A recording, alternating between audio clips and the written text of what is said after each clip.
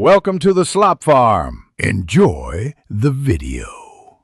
You start by verifying your Apple ID on both devices so data maps correctly. Go to Settings, tap your name, and make sure iCloud is enabled for the apps you want to sync. Once done, enable iCloud Backup and connect to a reliable Wi-Fi network. Make sure both devices are plugged into power to avoid interruptions.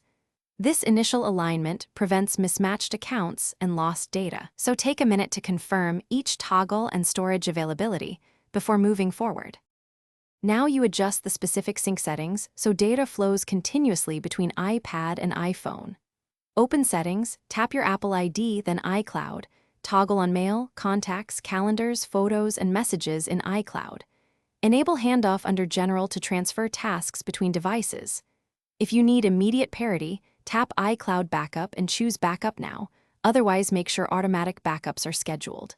Once done, verify recent sync timestamps to confirm that both devices reflect the same information. To finish, verify that a fresh backup completed and spot check synced items like contacts and photos so you know everything transferred. If syncing stalls, sign out of Apple ID and sign back in, then restart both devices. This often clears lingering authorization issues.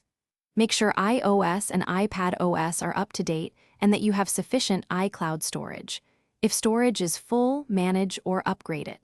If problems persist, reset network settings as a last resort and try the sync steps again. Thanks for watching. Consider subscribing if we helped you today.